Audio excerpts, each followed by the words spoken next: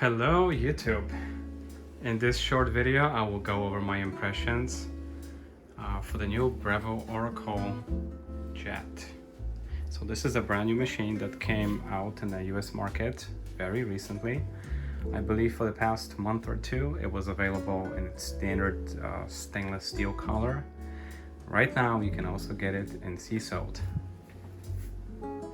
What's the purpose of the video? You've probably seen enough videos covering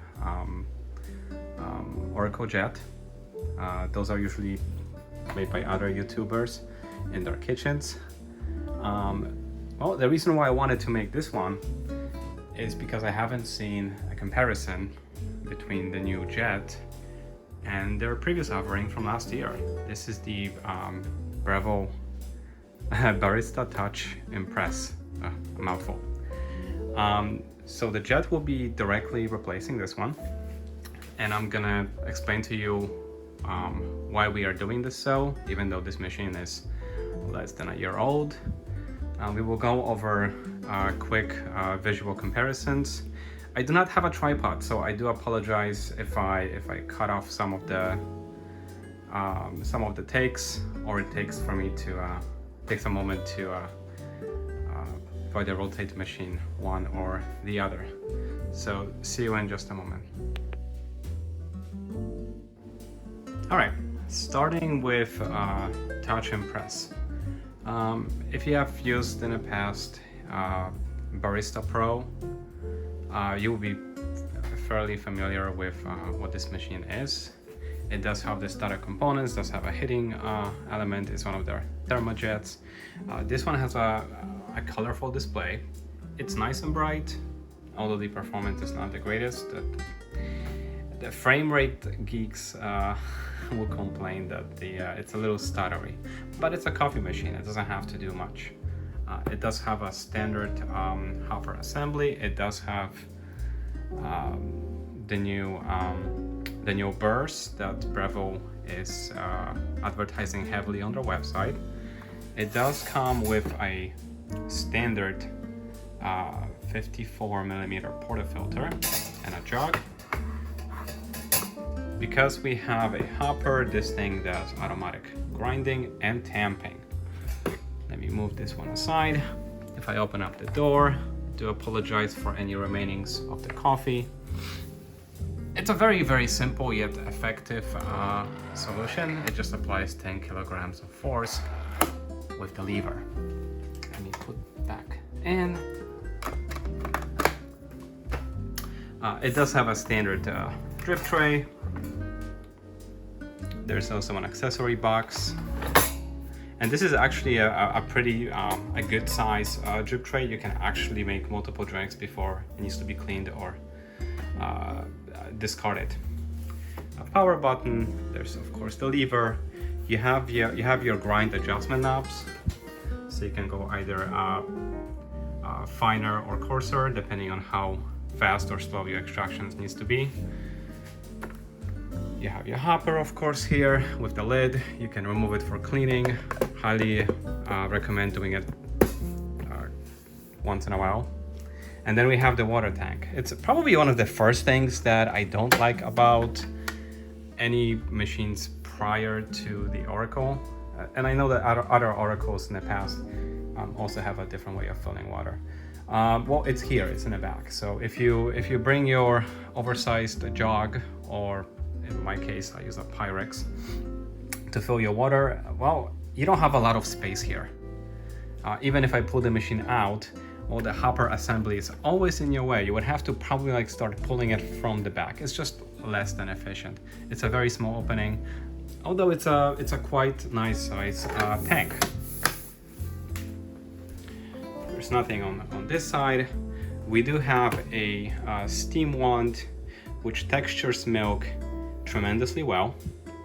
And then for heating up the milk, we have a built-in sensor right here. So when you texture your milk, you want the jug to basically touch it at all times.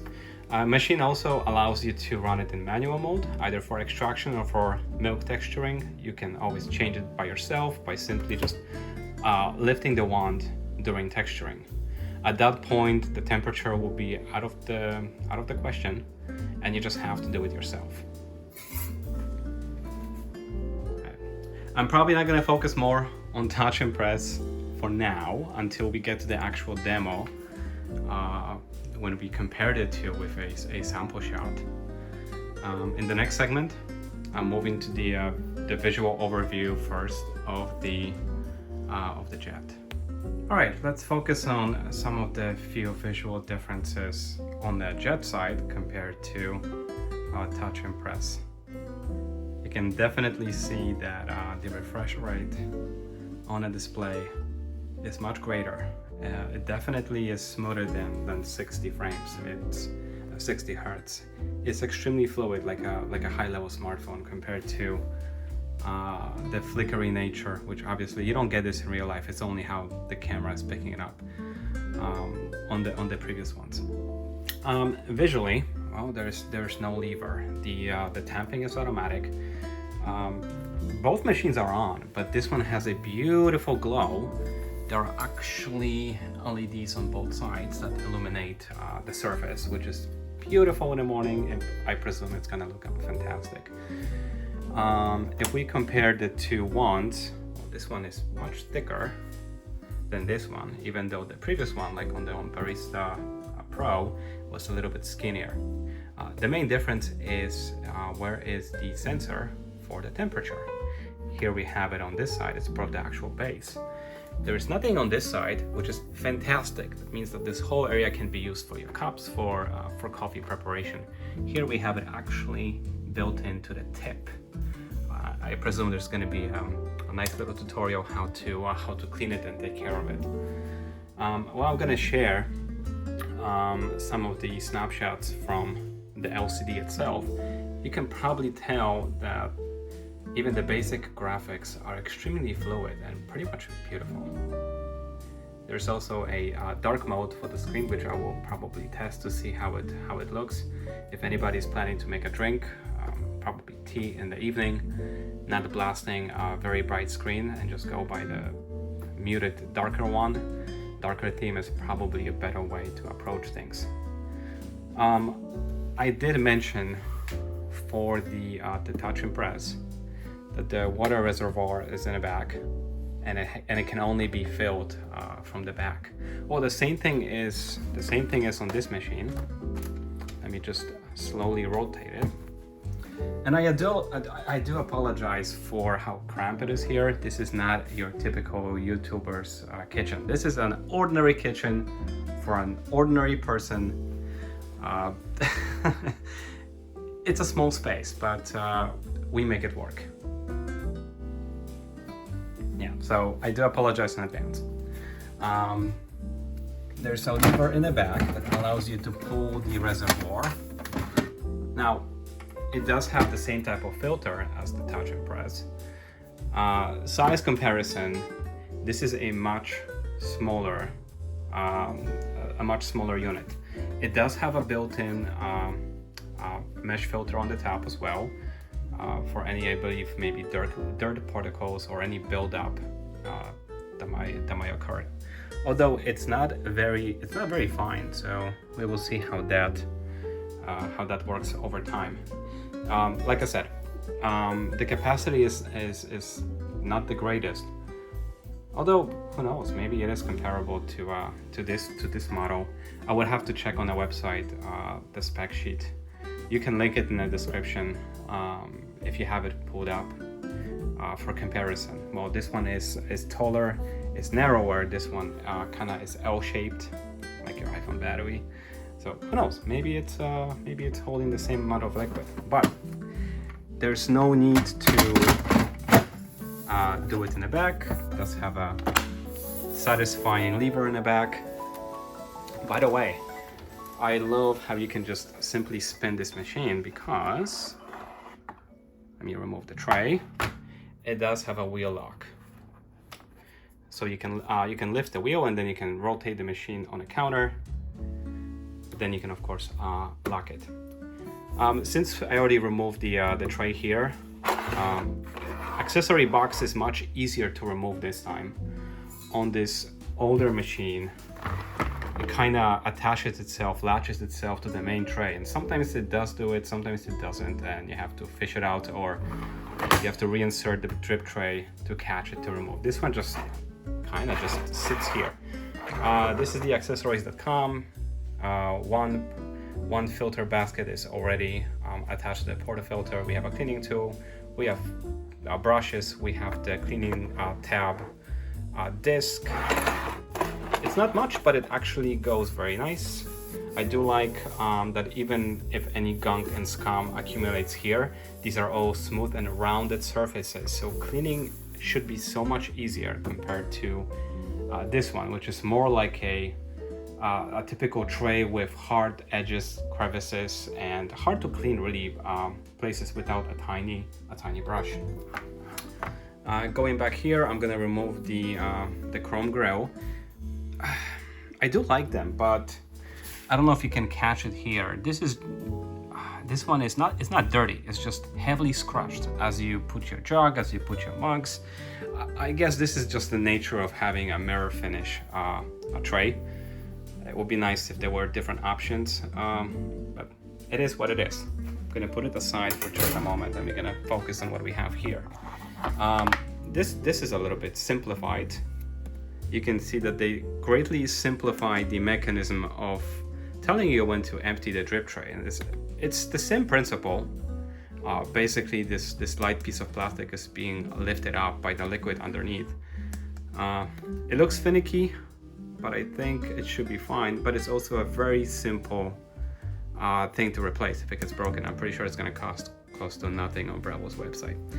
And the actual compartment for the liquid, well, it is slightly smaller than what we have on Touch Impress, but like I said, the edges are more smooth, which means it should be relatively easier to get in there to perform any cleaning.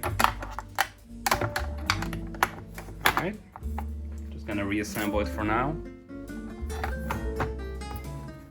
By the way, this is a plastic trim that Breville includes with their machines to protect the front, since it's a painted plastic finish. I don't know if I'm gonna keep it or not. On this machine, we have never put it on for the past 11 months, and there isn't a single scratch. So I guess it all depends on how you handle the machine. The drip tray, the grill itself is slightly above the plastic finish, which I believe helps this piece to be protected regardless if you use the protected piece of plastic or not. I think like on this one, they are more flushed together. They're more flat, so I can see maybe this one creating a small problem over time. But with the plastic attached, these two are completely equal. And you can see, maybe not exactly, there are already minor scratches on the mirror finish on the drip tray. Nothing that affects the look of the machine or how its performance is. It's just something that you should keep in mind, that this thing is meant to get scratched and will get scratched probably after the first day. Filling the water, that's huge. So I did show you that you can do a traditional fill from the back, but you can open the flap and you can fill it for the first time, at least on a Jet. I'm sure other Oracle machines allow you to do it from the front. Well, I need to double check if all of them actually do, but this one does. And we have the indicator here for the water level. This plastic part here, it's actually part of the water tank. So if I was to pull it out from the back, this whole thing comes out, leaving a dead empty space, which is also great because once you remove the water filter, you have a very nice, easy to clean cavity in the back if you want to give the machine a very good scrub, which is perfect. And there is nothing else aside from that. Oh, the power cord.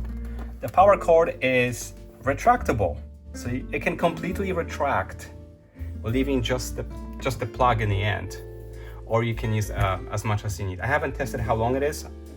I presume it's similar length to the other offerings. But here on this one, because it doesn't retract, it's just on the bottom. Actually, it doesn't retract, but it does have a looping system underneath where you can kind of feed it. But it's a little clunky if you pull the machine in and out. So we ended up just tying up the cable. Here it's going to be a lot more elegant because you can retract the cable that you do not need. Right, I'm gonna fill up with water and go through the next step process of setting it up. I will take some snapshots from the screen as I go.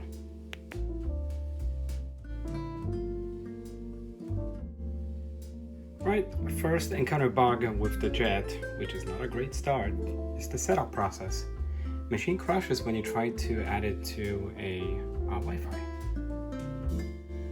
Okay, I'm gonna go through language. It kind of sucks because I already set up all the time and everything, and even though I think it's gonna either remember, for the most part it does, the date it does. So now we're gonna connect it, accepting the terms, and I want to connect it to my IoT network. I'm not connecting it to my core network. So I'm gonna go to other, and here where the problem starts, the machine doesn't accept input. You see what happens? It will only remember the last character. So if I, let's say, put M, that's what it registers. So it's impossible to define a network. So this is a significant flaw. If you put this in a workplace where you can only connect it to a manual network, you simply cannot. But for the sake of it, we're gonna connect it right now to my predefined network. So I'm gonna pause here. All right, let's do the fill up. The machine recommends doing a quick one from the back, but you can actually test the front. And you do see there's a port for your water, but this one is nicely contoured cavity. So you can actually dump your water where you want. And it's nicely going to the cavity. Let's see how much it takes. Okay, the water goes in. It's not even showing on a scale yet, so I will show you once it's fully filled up, and I will let you know how many cups did it take. All right, fill is complete. I'm not sure if you can tell, but the water line is at the very top, and it took about 5 of your standard fill jugs. Not bad. I think it's comparable to the previous one. The door opens very nicely. All right, what's next in the menu? All right, they ask you to close the door. We didn't have to do that. We haven't filled from the back. And now we can take a look at the hardness. Okay. So that looks to me more like a between the second from the left and the third. Let's see. Yeah, it's always good to go one level higher, so I'm gonna choose this one.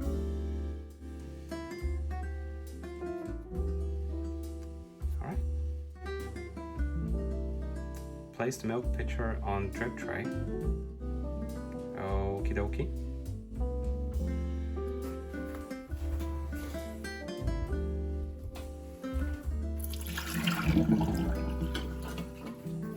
All right.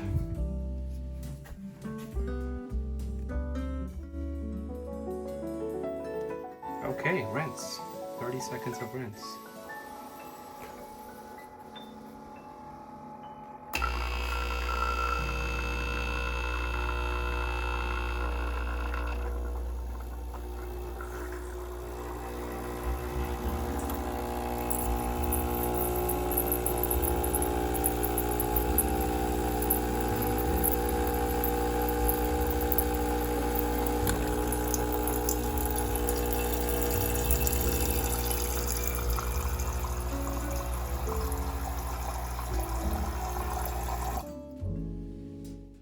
Okay, machine is fully set up.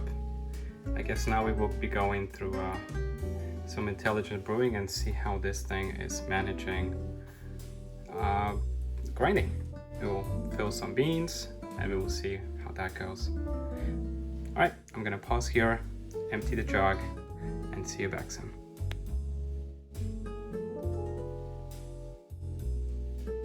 All right. Interestingly enough, the machine is going straight to preparing a first drink, I guess, from which it's going to try to learn about your beans and your routine and what you prefer in your coffee. And I'm sure at some point we will have to play with the dial. On this one, for the type of beans I'm using, it's one of the single origins, roughly from 0 to 30 steps. We keep it at 15. Here, I think because we have 45 adjustments, I think they're gonna start us at 22, and we'll see how that goes. Before I fill it up with coffee, let's go quickly over the portafilters. The one on the left is a 54 millimeter from the Touch Impress. It's a rather deep basket, and maybe I think it's one of the reasons why I get clogged very often, or sometimes extraction is problematic. So this one is a 58. This is something you would find on more commercial machines. It's flatter compared to 2. It's wider. The design of the actual mesh, I think it's similar. But like I said, water has to travel less. So I believe those bars will be more efficient at extraction. If I put them side by side, you can kind of tell how it looks. Breville also sells on the website a naked portafilter handle. Sorry for that. But it doesn't say that it's compatible with this particular model of Oracle. If you have one, let me know. I would think that these are similar, although there are notches for the 54 millimeter assembly, where we only have 2 here. Well, let me know. I'm curious to see. I would like to try the naked one in a 58 millimeter variant. All right. So right now the machine is asking me to preheat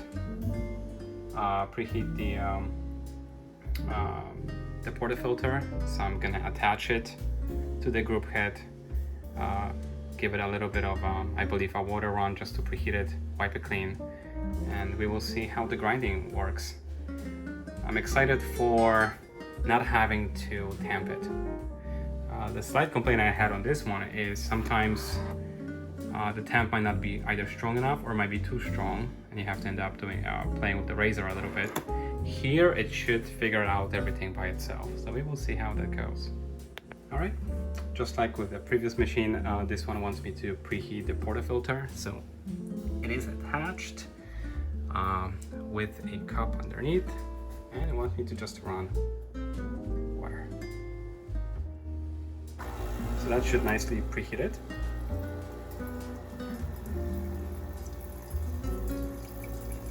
And how long you're going for? Okay, so it wants me to stop it when I feel uncomfortable with stopping it. All right, now we'll be going with some beans. Catch you on in a second. All right, time for some bean. Okay, roast on date. We will be dialing our coffee. All right. Ooh, I will tell you that this grind knob has a lot of resistance. Definitely a lot more than this one. This one kind of goes very easily. But even when this one was old, it was much easier to turn the dial. This one actually requires effort. Keep that in mind. Grind size. Okay.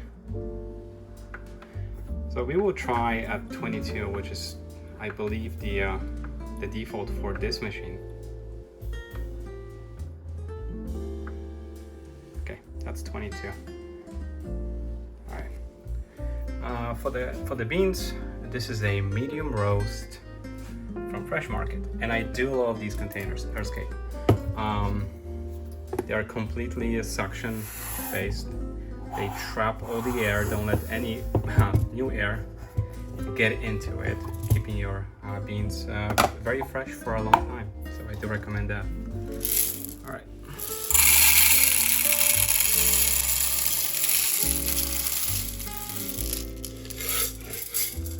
We will start with that for now.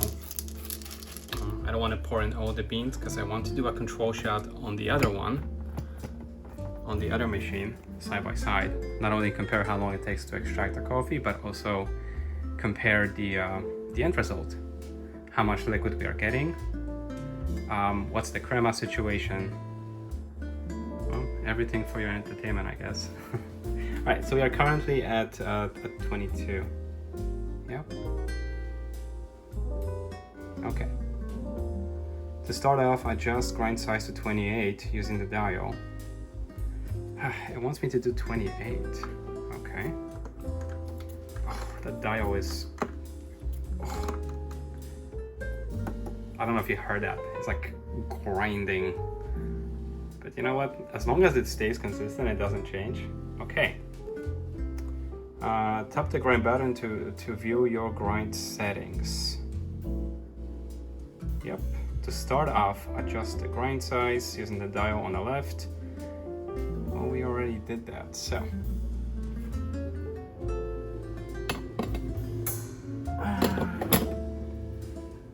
Okay. Oh wow. Attaching the portafilter is very easy. It kind of snaps in and magnetically goes in place. I'm pretty sure other oracles might have it. And there are two ways to engage the grind. You can either tap on the screen, the portafilter section, or I think you can just shift the handle to the right. I think so. Okay. Well, we are, okay. Using the dial on the left. Well, we did. Okay, this is 30. This is 28. Okay. Coffee baskets, there are 2 baskets. The smaller basket dose is for a weaker and single. We know that, we did a full one. This is required for calibration. We do the big one. Yes. Okay. One step ahead of you. Our hopper is full. Okay, we are inserting portafilter into the cradle. And you can either press the grind button or we can play with this guy.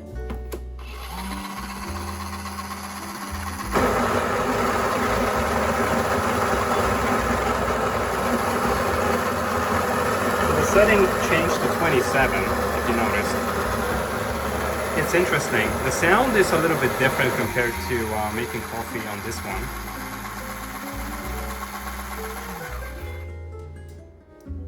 It does say it finished, and I think that includes the temp, so I guess we will take a look how it looks.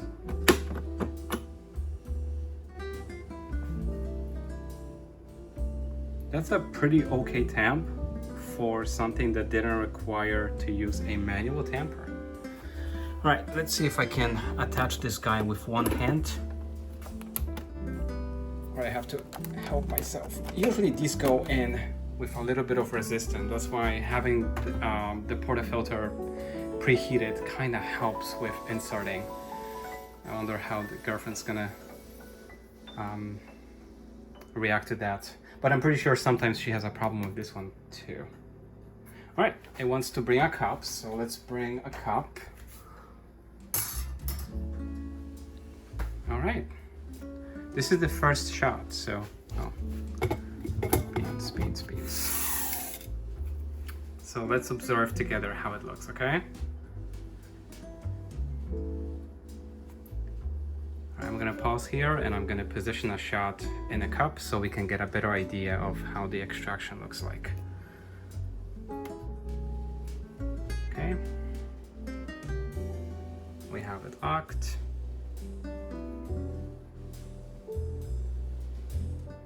it tells you how the extraction should start, which is also nice. It's partially explained, of course, in the manual and on the Touch Impress, but here you can see it with even better visual context.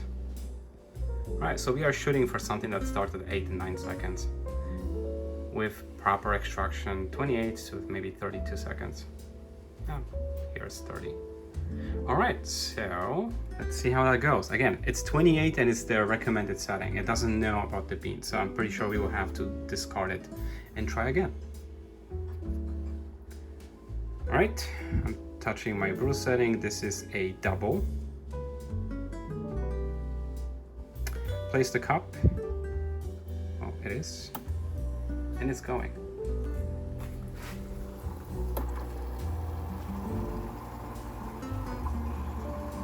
And I will try to include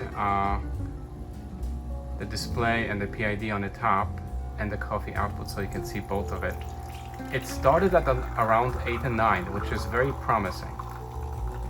So let me move to, this is just a little bit violent. Yeah, it finished early, 21 seconds. It's a fast pour, which it doesn't like.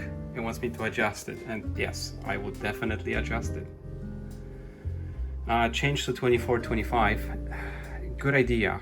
Let's do 24. Yeah. Okay. Empty portafilter. All right. I'm gonna pause here. I'm gonna do some cleanup. I will get the grind again, and we will try another shot. Okay. All right. Rinse and repeat. We are at. I set it to 24, but it goes to 23. Come on. Don't block. Okay, we are at 24. I see that some of the graphics are sometimes blocking what you want to see on the screen. Maybe there should be like a little button to hide it and summon if you need to. Okay, we are at 24. So this time I'm gonna press the button. Don't play with the handle.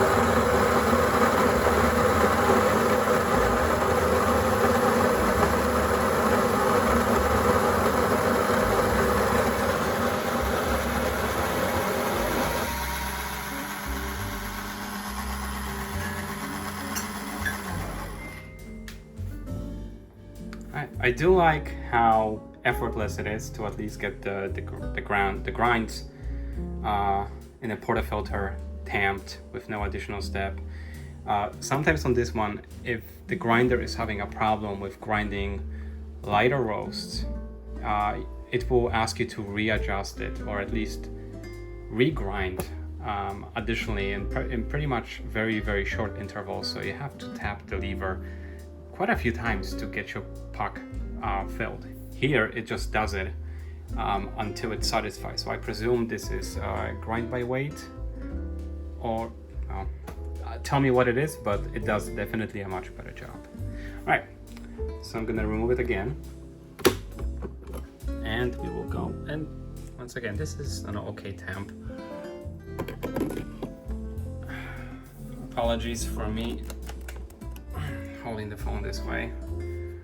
If you do everything without a cameraman, it's just more difficult, right? All right, so it's attached. We are at 24 and we're gonna brew again. This is my second cup. So I'm hoping for 27 to 31, hopefully seconds for my brew. We will see. All right, so we will see.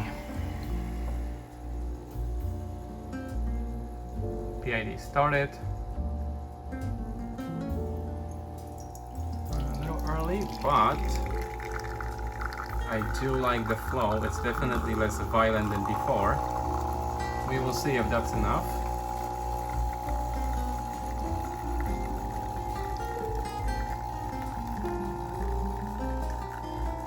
This one actually might be a little bit late.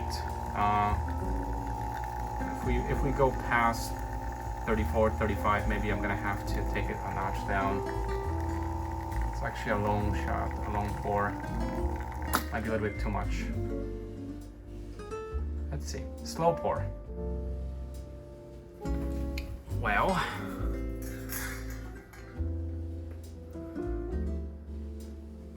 I'm actually gonna try it. Sometimes, you know, don't trust always the machine.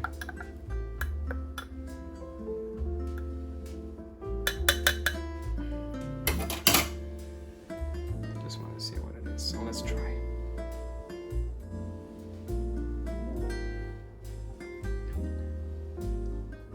Oh, this is full-bodied. Yep, I do recommend going maybe to a, oops, wrong side. Okay, 26. All right, I'm gonna go to the routine of emptying the portafilter and doing a third shot.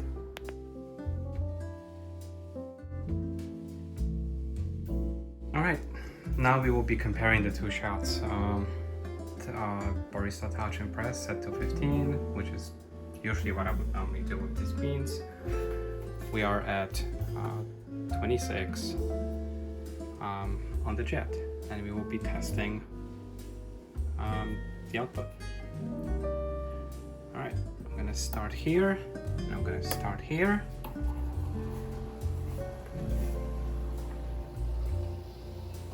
And we will compare the outputs. This one already is going.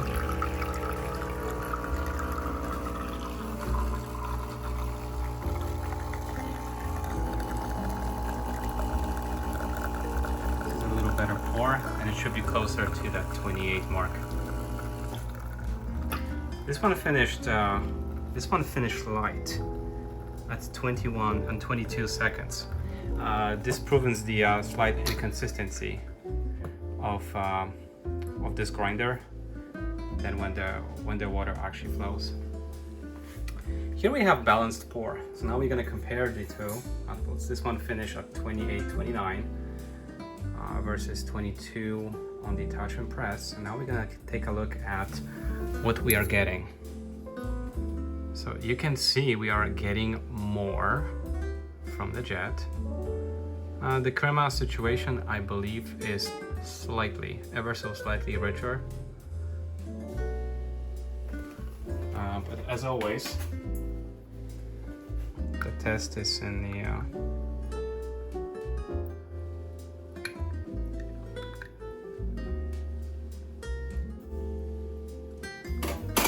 to decide which one I like more. All right, this is the slightly watered down, slightly. Impressed?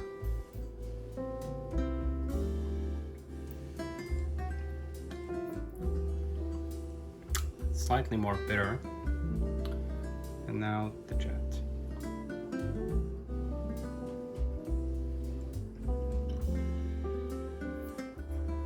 Oh. That's actually nice. All right, so we have finished dialing the machine. Let me hold it on the side. Yeah, I wish there was a better way or easier way of removing the portafilter. Here I'm using the puck sucker. It doesn't always work. Yeah, like it should use a full force to. You can see it doesn't always work, so I'm gonna have to probably just bang it over my trusty trash can. Even though the puck sucker and this portafilter are made for each other, 58 millimeters, you can see that sometimes it just takes much longer, up to 10 seconds to suck the puck. Something to probably remember, right? Alright, so now that we have both of them dialed in, it tells you that you can auto-cue your milk, which is a nice thing to have. Which is very nice. We finish our tutorial. All right, since we're gonna go over the user interface on the Jet for a little bit, that's gonna be a separate segment in a moment. All right, we have finished dialing in. So now we get a chance to light me up or join the dark side. Well, I like that, I can. Okay, I can register the machine. I need to scan a QR code to register. I can probably do it later on. Setup is now complete. It looks sleek. It does look sleek with a darker color. Let's take a look. Oh. Install updates. This is one thing that actually interests me the most. Often these machines will come in with a software issue. I believe I had this one replaced once because it was incorrectly timing the shot, and that was proven to be found as on a software side. Machine had to be sent in to for the new firmware to be flashed, and then I actually received a brand new one from Breville, so it wasn't like they took my old one, flashed the firmware, and then sent me back the one I had. No, they just, the moment the one I shipped them was with UPS, they actually sent me a new one already flashed out of the factory, so it was perfect.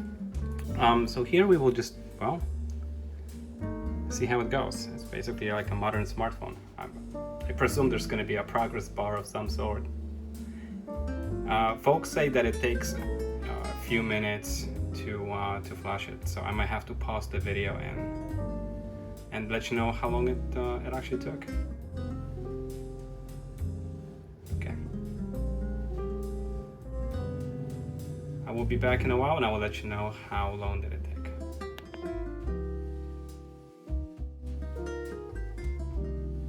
And we are back. The update downloading and flashing took around 45 seconds, which is not bad. All right, we are now here on the main menu. Let's go quickly over what we have here. So we have some tutorials we can go through. I believe we have some QR codes, probably for registering and opening up the manual, understanding the Oracle Jet. So I guess you can go through the guides. We have some presets. We have Americano, Espresso, Latte. Oh, this is very satisfying. The interface is chef's kiss. So we have lattes, cappuccinos, flat white, cold brew, and cold espresso. I will definitely try to see how well this works, and I will probably make a separate video for that and just link it to the original one. Hot chocolate tea, and you can make your custom drinks, which interesting. We'll see what we can build later on. So we can choose drink settings under settings. Okay, barista guidance for brew notifications and ground size. I recommend keeping that in.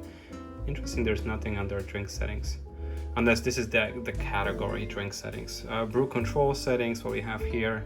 Volume based or time based? Yes. I always hated that it's time-based if it doesn't understand the beans. If the beans are much more difficult to extract, time is not going to help you. And often you're going to get under extracted espresso. Volume-based, awesome. So it's going to try to push the water just to get the amount you want in the end. Perfect. Thank you, Breville. Volume-based extraction, love it. I'm sorry, that was the brew control settings. Temperature settings. I'm gonna keep it at 200 for now. I didn't make a milk drink yet, so we will see. Although temperature settings, is that only for? This is for coffee. I presume there's a separate one for the milk, maybe in its milk interface.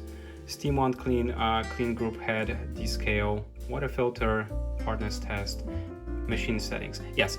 Okay. So everything in bold is a main category. That's why it's not something clickable. You can change the theme.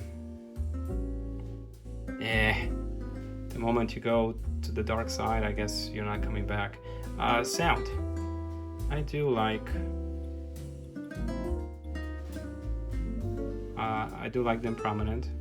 Actually, I'm gonna set it to 80 because sometimes I'm just going away. Screen brightness.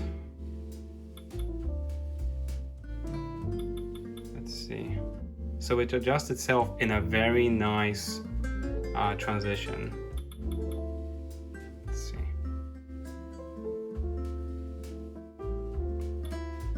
I guess 70% is fine.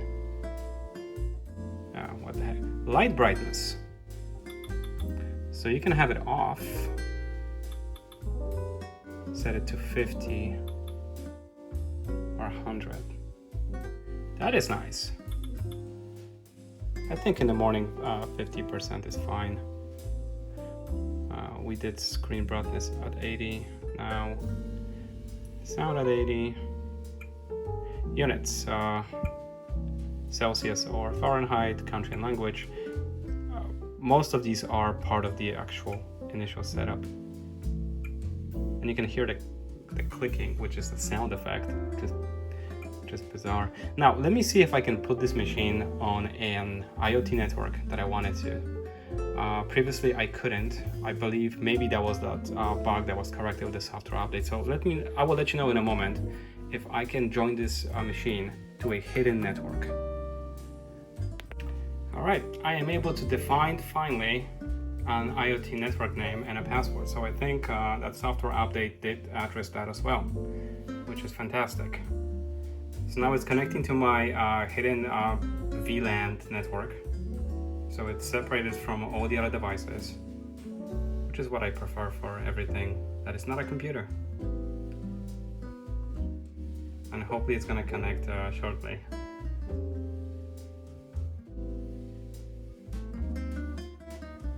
It does take a moment. Maybe we'll see.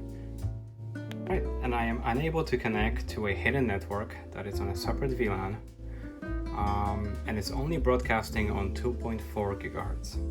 I believe the manual says that this is 2.4/5 gigahertz capable machine. But I would just connect it on the side to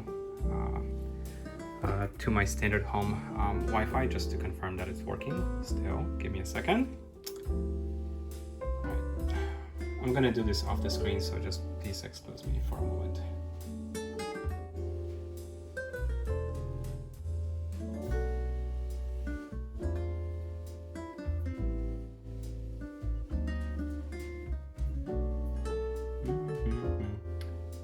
Probably put some music for this.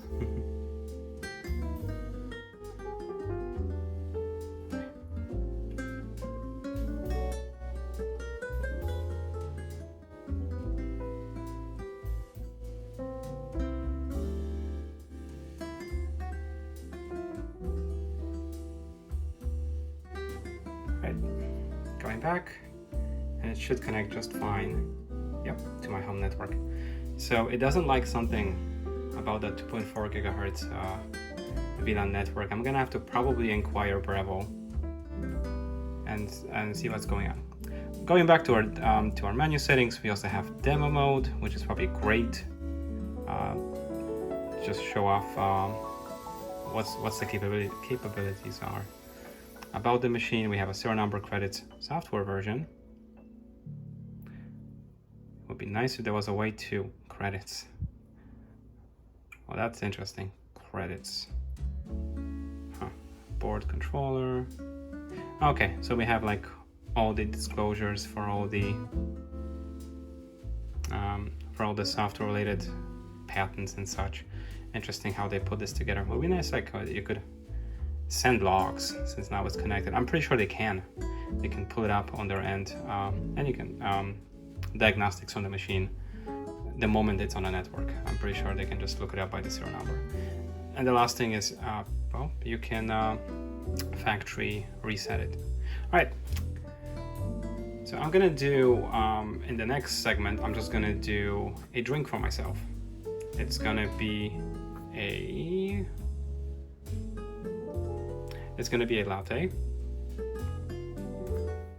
and we will see how it goes.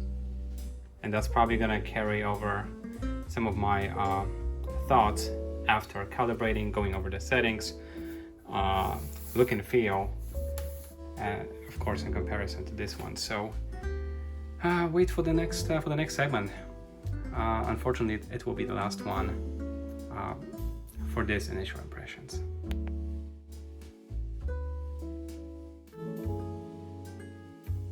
All right, in this segment, we will focus on making one of my milk-based drinks. We will do a latte. You can see that I have finally reorganized everything. Touch Impress went to the other room, and I made enough space here to fit the Jet. So despite Jet being a little bit deeper and a little bit wider machine, it fits perfectly fine here. And I'm a big fan that the water tank is finally not visible, so it's completely inside the cavity, and the fill port is very, very helpful. Remember, we did a total of 4 control shots, including the initial water rinse, and we are currently at, we lost maybe 25% of that water, so it's pretty efficient. So I'm very happy so far. So we will do the drink. We will see how it goes. I'm putting whole milk here. The minimum level is fine. For what's in a cup, I'm in love with the 1883 line of syrups. I highly recommend trying them out. They are available on Amazon or through online stores. It's something you would find, or you might find actually at your local coffee shop, and they are delicious. Here I have a pump of the Toffee Crunch mixed in with half a teaspoon of sweetened condensed milk. So that will be the base for the drink. Alright, so we will go into the latte section. We are still at 26. It's going to be a double shot, 150 degrees at number 5 for a froth. Alright, I already have attached the portafilter handle, so let's go to grinding.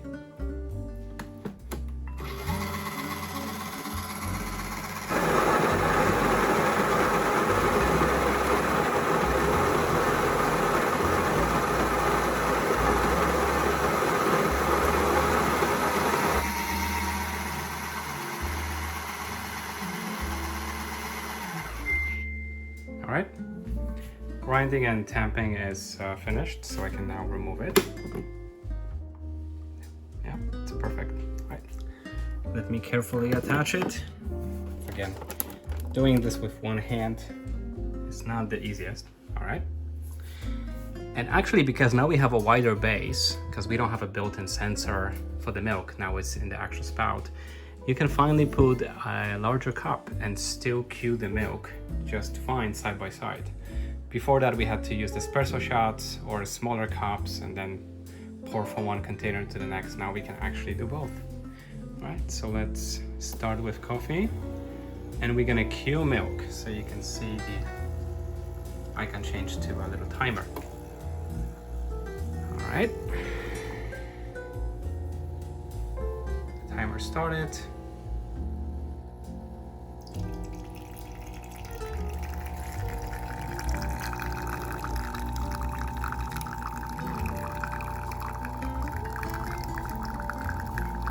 And the coffee is going.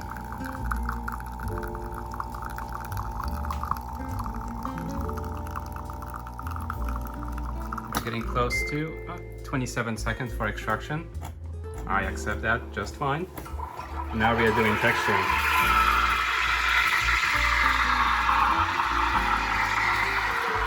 So while we wait for the milk, I'm going to remove the cup. That looks very nice. It definitely holds slightly more body than Touch Impress. So I hope it's going to be delicious. Alright, moving on to the milk.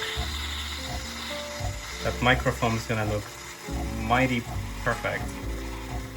Okay, should be done in just a while. Alright, so while we have enough air being pumped in, you can hear the pump. At the same time, heat is being applied to reach the 150 degrees. So we're getting closer. And I'm gonna get myself a cleaning cloth, because the moment you remove the jog, there's gonna be a little bit of discharge of the milk. All right. Yep.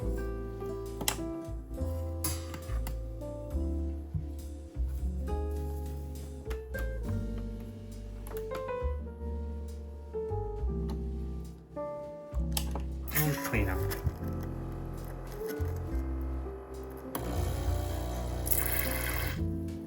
So now we have 4 little jets instead of 3 on the Impress and Barista Pro, so that's an improvement too.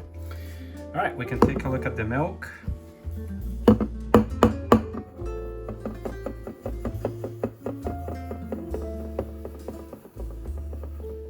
Perfect.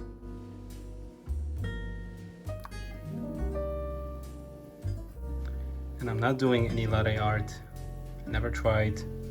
Maybe when I retired.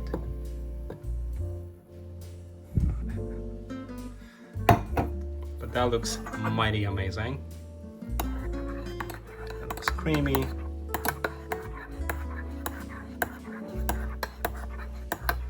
Okay. How does it taste?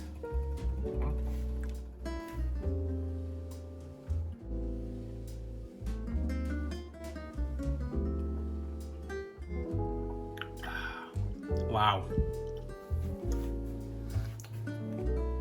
Bravo. Bravo, bravo. This might be the first machine I'm actually impressed. The temperature is higher.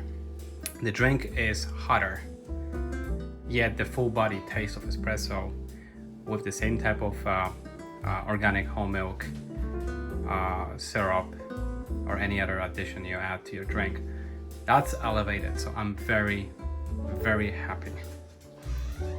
Should I go back at this point to any of the Barista Touch or Pro models? I'm not going back.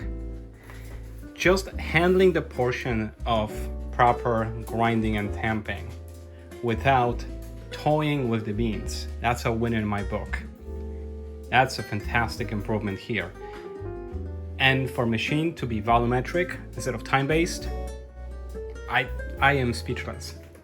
I understand it's $2,000, but it might be the best $2,000 and sanity that we seek from as simple routine in the morning as it can be. The waking up routine, which usually requires an alarm clock, getting up, washing your face, and having that first cup of coffee. You have no idea how important it is to complete that day.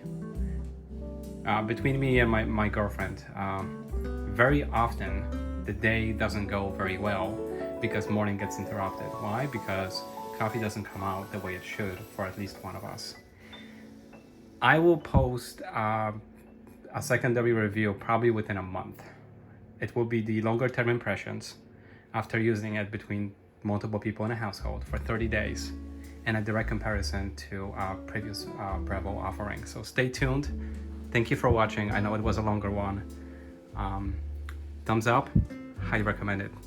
Thanks, bye.